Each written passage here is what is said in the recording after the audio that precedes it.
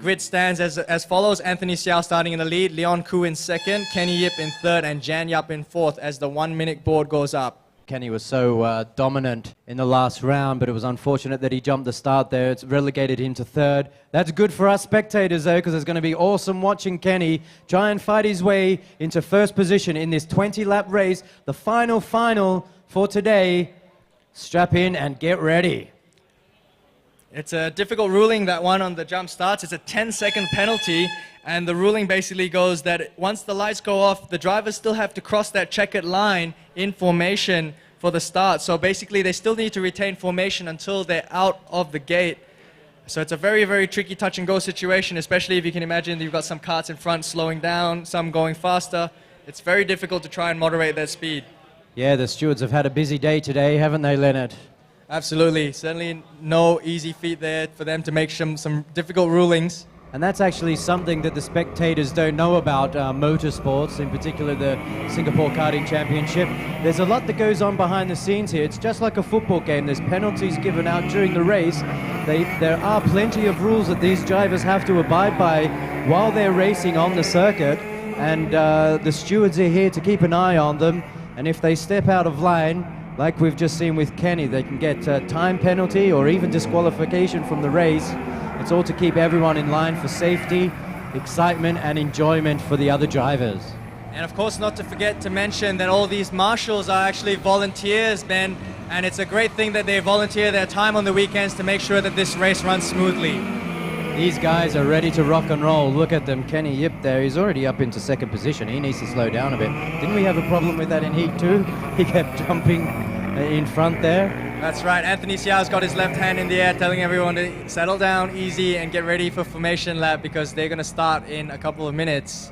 Does Kenny know that he's meant to be in third position? I'm sure he does. He's just got to rein it back a little bit and try to make sure he holds his spot. Eager beaver. Kenny Yip driving the distinctive black Auto Inc. go-kart there. Very, very nice, impressive colors. We've got a cheer there from the Auto Inc. team.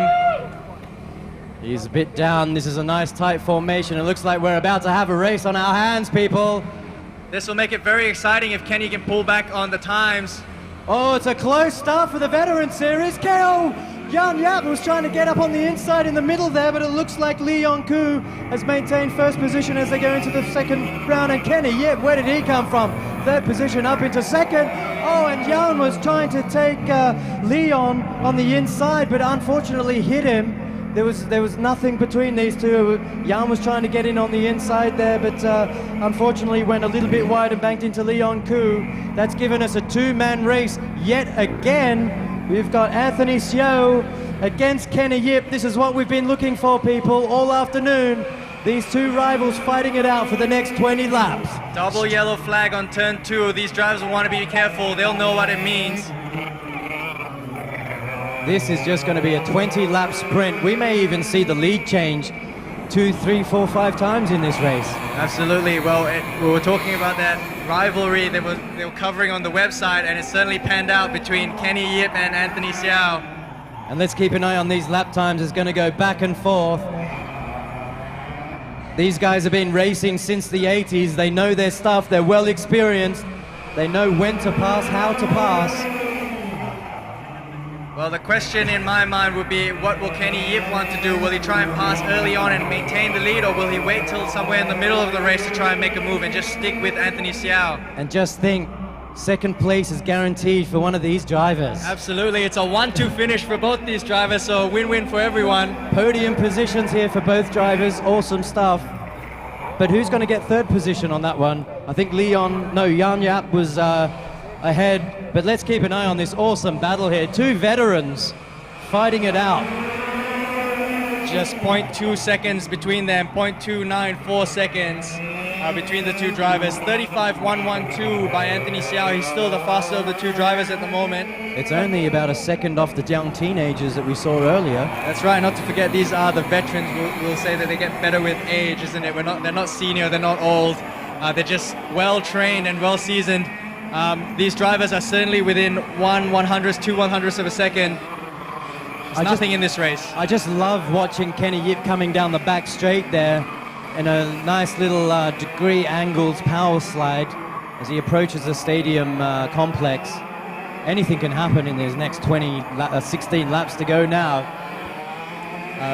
Very typical Kenny Yip style, putting the car sideways a little bit as he goes into the corners. It's his normal driving style. He's very aggressive on the corners. He carries a lot of speed, and this will really be a test of endurance, if you ask me. Between the two drivers, there's not a lot of difference in time. Certainly a lot of difference in driving style, but you'll see that the more the laps go on, you'll see the driver's endurance playing a big factor.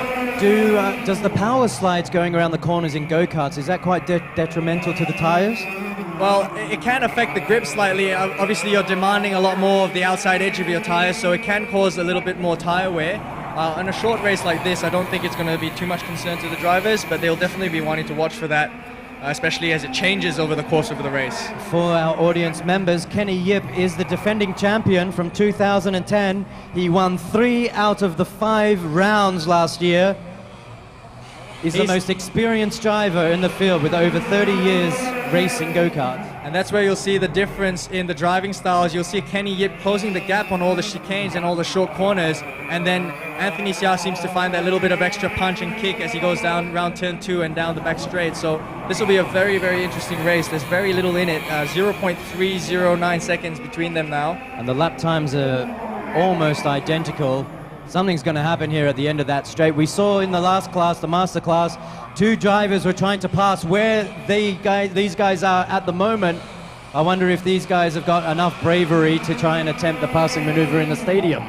Well, just to give you a driver's perspective of how I'd be thinking about it if I was driving, we heard Benjamin Goh mentioning before that his setup was giving a little bit of too much grip, and that's something Anthony Hsiao will be very mindful of as well. So the kart's handling does change over the course of the race, especially as it heats up and the tires heat up, and this is something we'll be watching for. We'll see which one has the better setup, which one has the better tuning, and at the end of the day, the one with the most endurance. These guys must be loving this. Just 2 guys out on track. They don't have to worry about any challenges, any back markers. It's just these 2 for the next 13 laps. First and second, first and second, second and first. It's very, very nice racing to watch, and it's every driver's dream. You'll see that Anthony Hsiao hasn't taken a look back over his shoulder. He's just focusing on his drive. He knows that he's got to set a good pace, and he knows that Kenny's going to be all over the back end of him to try and get past. John and Leon must be standing there just hankering to get those karts started up again and get onto that circuit. Yeah, unfortunately for them, that's the end of their race for them. It looks like they've taken their helmets off. And there's a little bit of bumping there as Kenny just tries to get past Anthony Hsiao.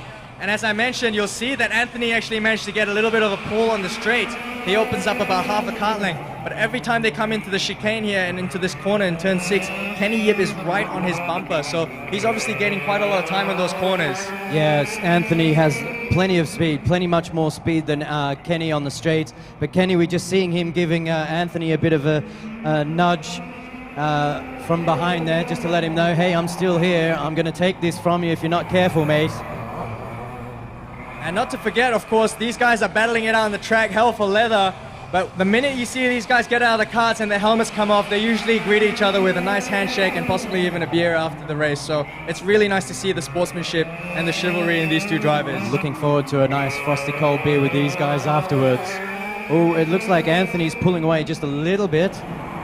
Their lap times are identical. They're both doing like 34.7s here. It's neck and neck precision here. Anthony, it's now within 1/100th of a second between their splits on each lap. And you'll see that Kenny Yip, again, closes on that bumper through the chicanes, and then on the main straight starts to open up a little bit of a gap between Kenny Yip and Anthony Hsiao.